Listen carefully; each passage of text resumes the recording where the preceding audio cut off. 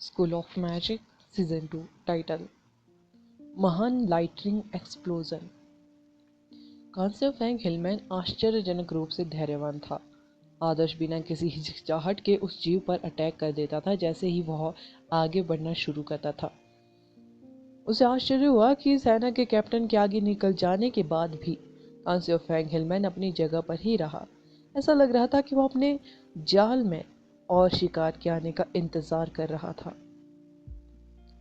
यह अटैक करने वाला है, मैं इसकी दिल की धड़कन तेज होती सुन सकती हूँ। तमन्ना ने आदर्श को चेतावनी दी। क्या तुमने मेरी उत्तेजना बढ़ती सुनी? आदर्श मुस्कुराया, फिर एक शैडो बर्ड में बदल गया जो पत्तियों की शैडो में विलीन हो गया और कांस्य फैंग हिलमैन के ठीक पीछे फिर से प्रकट हुआ। Lightning explosion! आदर्श ने अपने द्वारा संचालित लाइटनिंग के मैजिक को उजागर किया। अंधेरे ब्लैक लाइटनिंग के एक चौंकाने वाले विस्फोट के बाद जंगली लाइटनिंग के स्ट्राइक्स दिखाई दिए। प्रचंड शक्ति ने संपर्क में आने वाली हर चीज को नष्ट कर दिया। कांस्य फैंग हिलमैन को इस हमले की उम्मीद नहीं थी। लाइटनिंग के भयानक विस्फोट से उसकी खाल पर छाले पड़ गए और झुलसा हुआ मांस का एक टुकड़ा बाहर आ गया। वह पूरी तरह से दयनीय दिख रहा था। मैंने तुमसे कहा था कि मैं अपना बदला लेने के लिए वापस आऊंगा। आदर्श ने कांस्य फैंग हिलमैन को ठंडी निगाहों से देखा। यह स्पष्ट था कि यह कांस्य फैंग हिलमैन की भीड़ का मुख्य नेता था। यह प्राणी बाकी कांस्य फैंग हिलमैन की तुलना में काफी मजबूत था, अन्यथा यह प्राणी आदर्श को गंभीर नुकसान नहीं पहुंचा पाता क्योंकि उसकी रिएक्शन स्पीड बेहद तेज थी। आदर्श को देखते ही ब्रॉन्ज फैंग हिलमैन अपना आपा खो बैठा। उसने गुस्से से चीखना शुरू कर दिया। अपने कई अधीनस्थों को खोने के बाद वह इस मानव को बाहर निकालने में असफल रहा था और अब मानव एक बार फिर से सशक्त और जीवंत था। उसे दृढ़ विश्वास था कि यह मानव ही मनुष्यों को सीधे उसकी मान तक ले जाने के लिए जिम्मेदार है। टोन किल! तमन्ना भी ऊपर से नीचे आई। जब उसने हिलमैन के कुछ समूहों को आते देखा तो उसने जल्दी से अपनी उंगलियां हवा में हिलाई।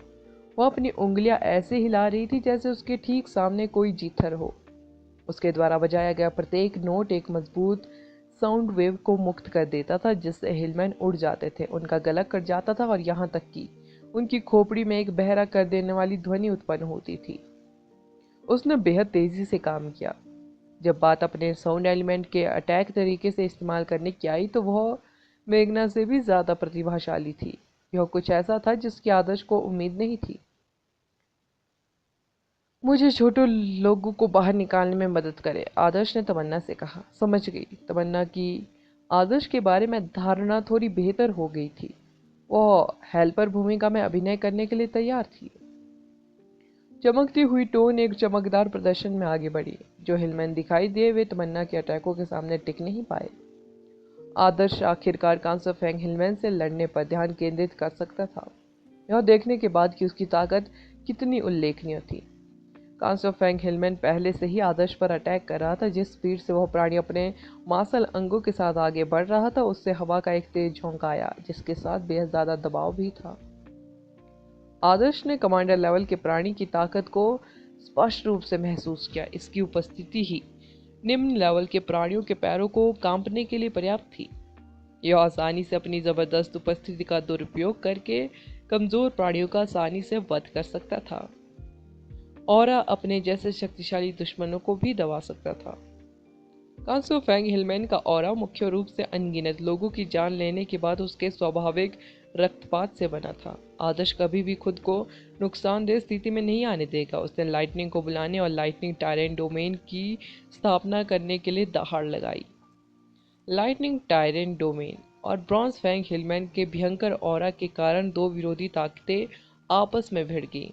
हवा में ओजोन की तेज चमक और गंध जो लाइटनिंग मैजिक की जंगली प्रकृति का प्रतीक थी, ब्रॉन्ज फैंग हिलमैन के रक्त पिपासु ऑरा के बराबर थी। मुंह घातक किरण, लाइटनिंग आर्म! आदर्श की भुजाओं पर लाइटनिंग के कुंडल छा गए। उसने अपनी बाजुओं को अपने सामने क्रॉस कर लिया क्योंकि ब्रॉन्ज फैंग हिलमैन उससे टकराने वाला था।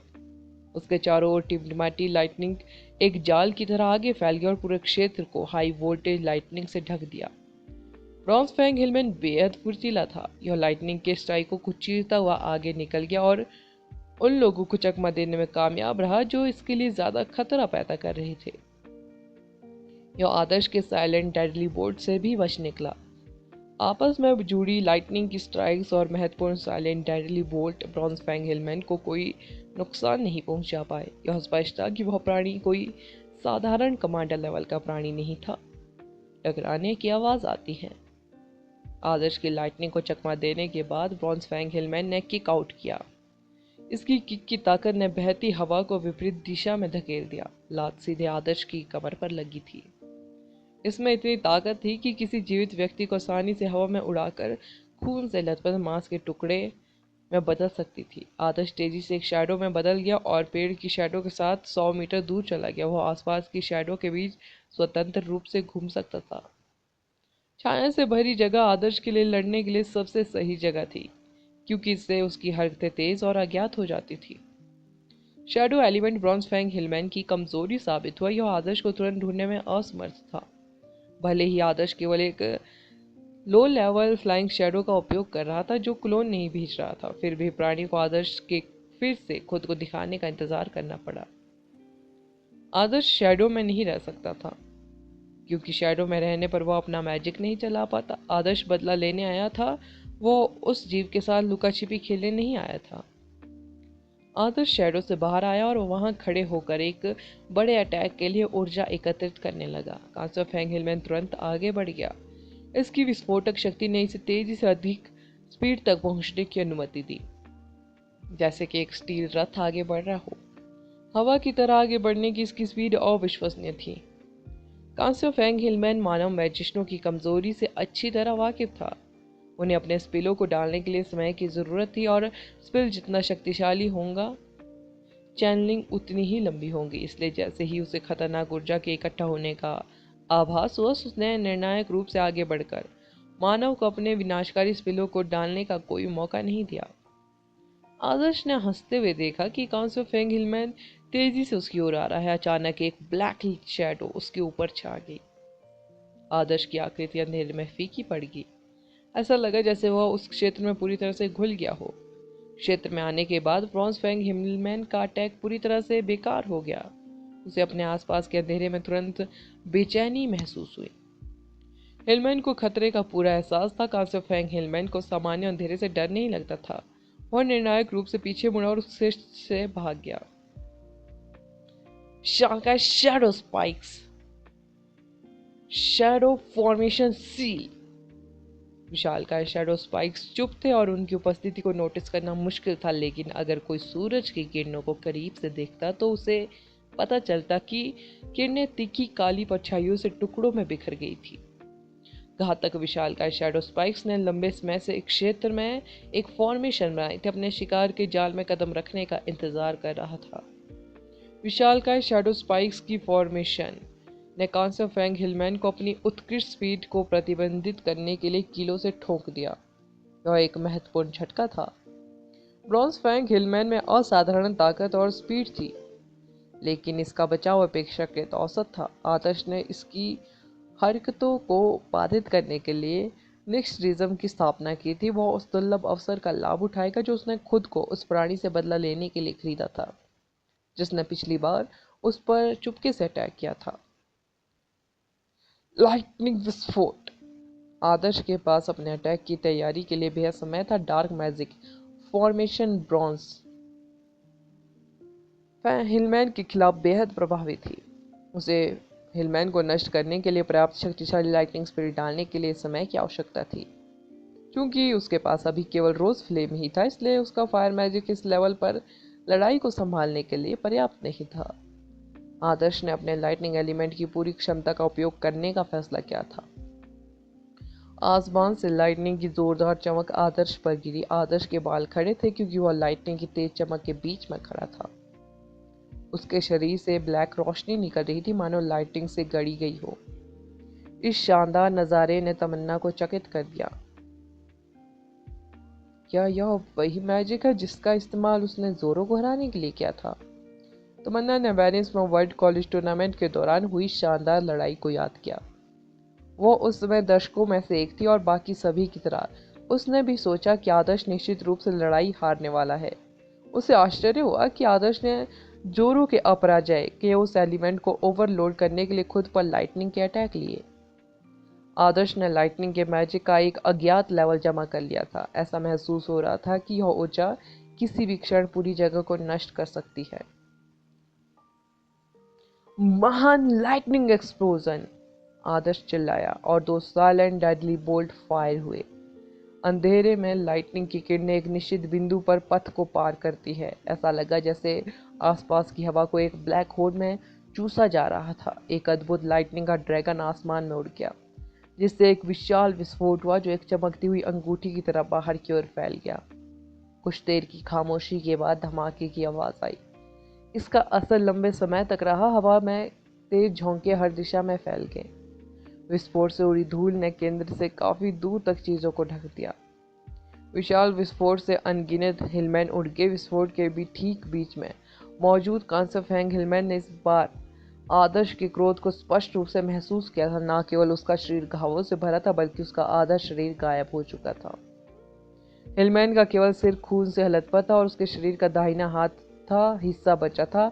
हड्डियां और अंग हवा में खुले थे। उसके शरीर का बाकी आधा हिस्सा कहीं दिखाई नहीं दे रहा था। तमन्ना बाकी हिलमैन को खत्म करने पर आमादा थी और पलट गई। आदर्श के लाइटनिंग के मैजिक की विनाशकारी शक्ति को देखकर वह पूरी तरह से चौंक गई।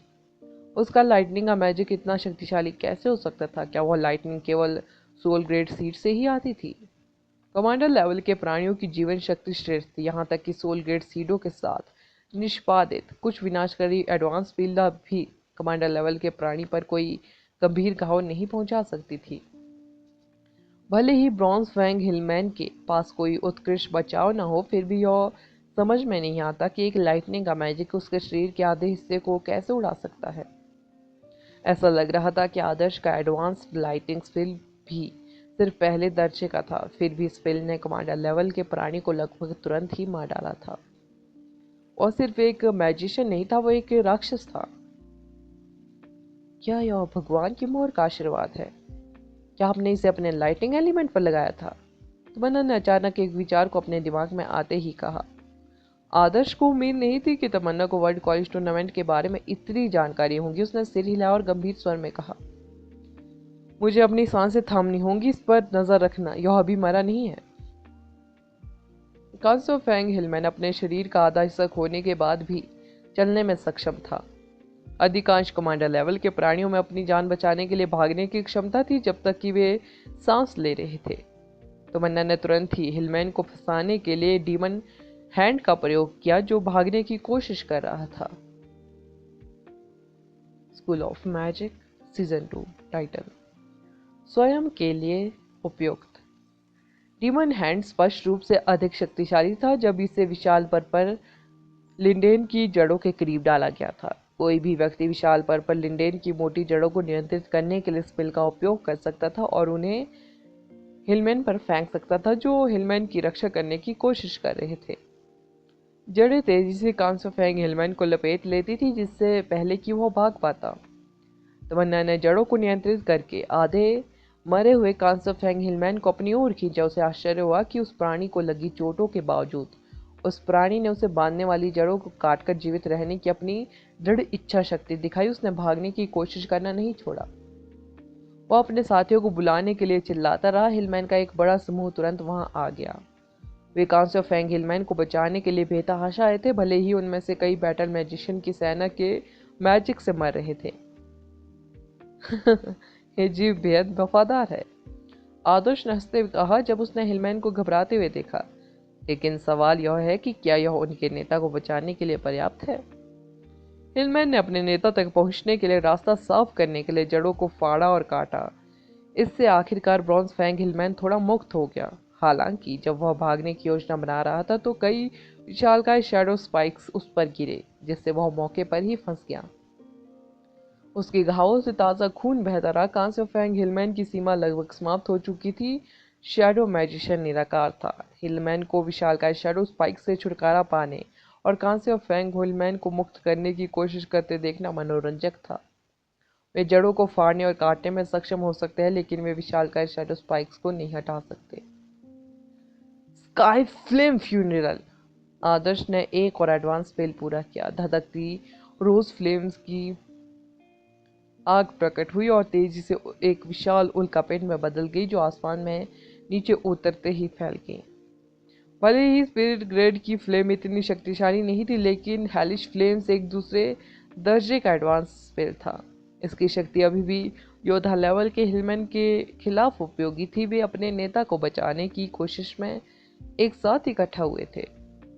हेलिश फ्लेम्स का विस्तृत क्षेत्र उन सभी को जलाकर राख कर देगा। कांसोफेंग हिलमैन का बचा हुआ शरीर भीषण गर्मी में बुरी तरह झुलस गया।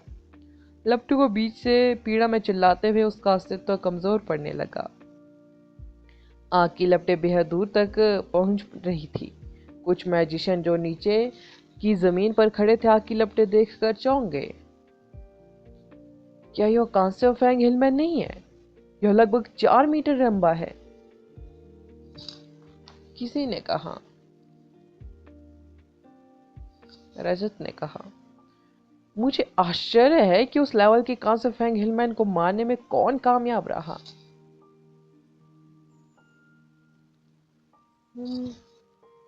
वो इतना जाना पहचाना क्यों लग रहा है? टीम में से बड़बड़ाने की आवाज आई। यह वो दूसरी टीम थी जिसमें से इसने भाविन ने कहा था। टीटू के चेहरे पर उलझन थी। वह सबसे पहले पहचान गया कि वह आदमी कौन है। उसे यकीन नहीं हो रहा था कि उस युवक में इतनी ताकत है। यहाँ तक कि उनके चाचा कुलून, जिन पर उसे गर्व था, अकेले कांसोफेंग हिलमैन से मुकाबला करने में असमर्थ थे। फिर भी उस आदमी ने यह कर दिखाया। ये तुम लोग हो? आदर्श ने पलटकर टीटू, कुलून और अन्य लोगों को देखा। उसे यहाँ उनसे टकराने की उम्मीद नहीं थी। ऐसा लग रहा था कि वे सेना के साथ आए थे। आदर्श ने करीब से देखा और पाया कि समूह से एक व्यक्ति गायब था। उसे यह जानने के लिए पूछने की जरूरत नहीं थी कि वह व्यक्ति संभवतः तब मर गया था जब वे जंगल में कुलून का इंतजार कर रहे थे, या जब वे घाटी में आए थे। वह काफी हैरान था कि इन लोगों में वास्तव में घाटी में आने और हिलमैन से लड़ने की हिम्मत थी। क्या यह कांसोफेंग हिलमैन है? सेना का कमांडर आगे आया। जब उसने 4 मीटर लंबे कांसोफेंग हिलमैन के अवशेष देखे तो वह हैरान और भ्रमित दोनों था। बचे हुए हिलमैन अचानक लड़ने की इच्छा खो चुके थे। सेना तब हिलमैन की रक्षा पंक्ति को आसानी से तोड़ने में सक्षम थी, क्योंकि हिलमैन अपनी जान बचाने के लिए भागने लगे थे। कमांडर पहले तो हैरान था कि आखिर हुआ क्या था। पता चला कि किसी ने हिलमैन के नेता को मार दिया था। कांसोफेंग हिलमैन की मौत होगी। भाइयों, अटैक करो। कांसोफेंग हिलमैन, चलो बाकी लोगों को भी मार डाले। बचे हुए हिलमैन अपने नेता को खोने के बाद ढीली रेत की चादर की तरह थे। सबसे इम्पोर्टेंट बात यह है कि जैसे ही कांसोफेंग हिलमैन की मौत की खबर सैनिकों के बीच फैली, मानव सेना का मनोबल बढ़ गया। सैनिक अजाय शक्ति महसूस करने लगे। यहाँ तक कि हंटर भी अपने संदेहों को पीछे छोड़कर हिलमैन को मारने पर ध्यान केंद्रित कर चुके थे। इंद्रधनुषी पूंछ वाली डीमन गुरैया भी अधिक अटैककारी हो गई थी। लड़ाई अचानक एक तरफा हो गई। ऐसा लगता है कि हमने हिलमैन के मुख्य नेताओं में से एक को मार दिया है, तमन्ना ने कहा जब उसने हिलमैन का मनोबल गिरते देखा। आदर्श द्वारा हिलमैन के नेता को मार गिराना बेहद कारगर साबित हुआ था। इसने और लोगों को मरने से बचाया और इंसानों की जीत सुनिश्चित की। दुर्भाग्य से बेहद से लोग अकेले डीमन प्राणियों के नेता को मार गिराने में सक्षम नहीं थे। तमन्ना के विचार अभी भी विशाल लाइटनिंग एक्सप्लोजन को देखने के आश्चर्य से भरे हुए थे। उनका नेता मर चुका है, हिलमैन का नेता मर चुका है। दूसरी ओर से जय जयकारे की आवाजें आ रही थी।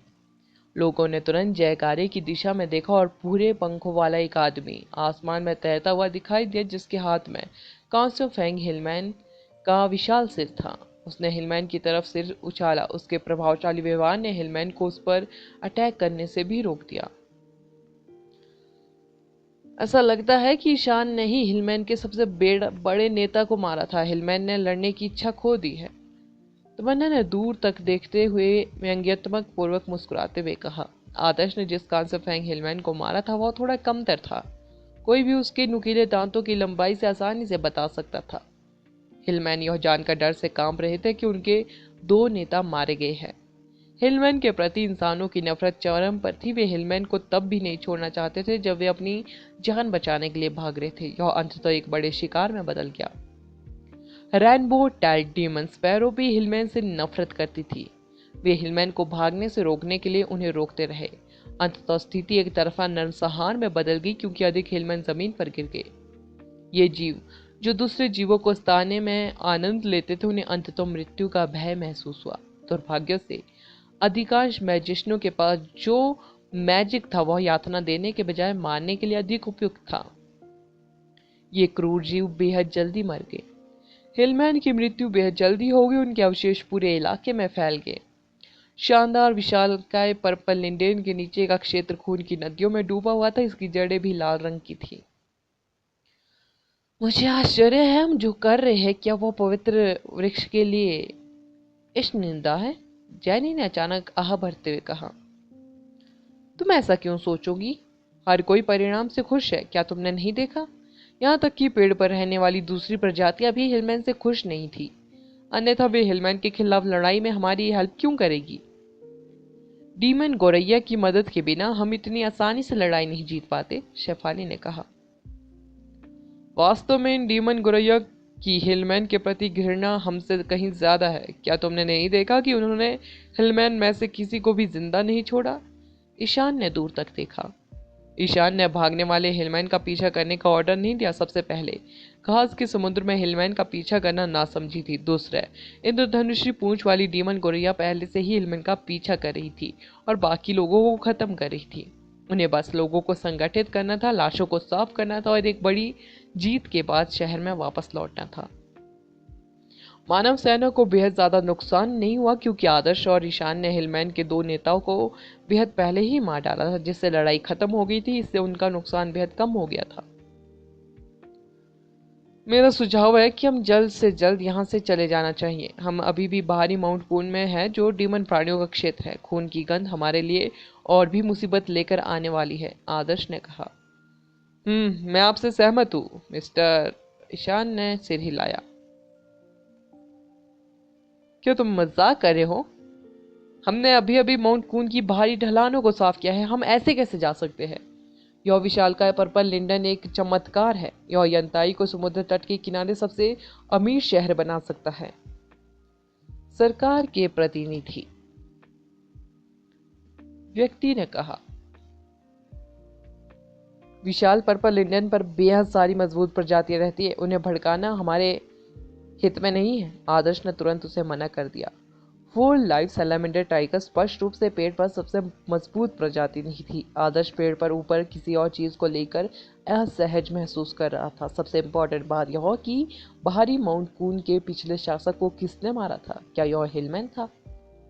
जवाब बिल्कुल स्पष्ट था। हिलमैन के पास बेहद ज्यादा संख्या थी और कई कमांडर लेवल के जीव उनका नेतृत्व कर रहे थे। फिर भी उनके सबसे मजबूत नेता भी ईशान के सामने कुछ नहीं कर सकते थे।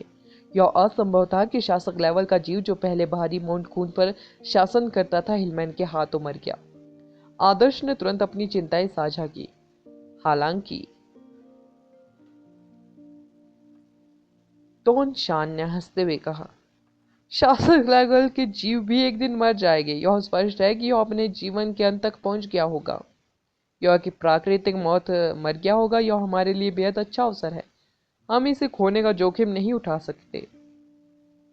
माउंट कून की आंतरिक ढलानों ने यंताई को अकल्पनीय लाभ पहुंचाया था। यदि वे माउंट कून की बाहरी ढलानों को भी सुरक्षित क्षेत्र का हिस्सा बना सकते हैं, तो इसका सीधा सा मतलब है कि उनके पास अंधीन सोने की खान होंगी। यह यंताई को कुछ ही वर्षों में तटरेखा के साथ एक सुपर सिटी में विकसित होने में हेल्प करेगा। टोंगशांग अपनी कड़ी मेहनत से मिली जीत को बर्बाद नहीं करना चाहता था। वह एक चमत्कारी विशालकाय पर्पल लिंडेन को भी अपने अधिकार में करना चाहता था। और पेड़ पर रहने वाले जीवों के बारे में क्या? वे संभव तो क्या खतरा ला सकते थे? यंताई में भी सुपर मैजिशियन थे। अगर वह उन्हें विशाल पर्पल पवित्र लिंडेन के बारे में बताता तो वह आसानी से उन्हें हेल्प करने के लिए मना कर सकते थे। वह बदले में कुछ लाभ का वादा करके विशालकाय पर्पल लिंडेन पर डीमन प्राणियों को खत्म करने के लिए पर्याप्त लोगों को इकट्ठा कर सकता था। वे विशालकाय पर्पल लिंडेन पर सभी इक्विपमेंटों का दावा करने में सक्षम हो गए। बाहरी माउंट कून का शासक मर चुका था, जिसका मतलब था कि पेड़ पर फिलहाल कोई दावा नहीं कर सकता। यदि विशालकाय पर्पल इंडियन डीमन प्राणियों को मजबूत करने के लिए ऊर्जा उत्पन्न करने में सक्षम था, तो यह इंसानों को उनकी कल्टीवेशन में सुधार करने में भी मदद कर सकता था। किसी भी तरह से टोंगशांग का वहां से जाने का कोई इरादा नहीं था। उसने आउटर माउंट कून पर कब्जा करने का फैसला किया था, भले ही इसका मतलब पेड़ के नीचे नदियों की तरह बह रहे खून की मात्रा को बहाना ही क्यों ना हो। अगला एपिसोड जानने के लिए बने रहे मेरे इस चैनल के साथ। Thank you.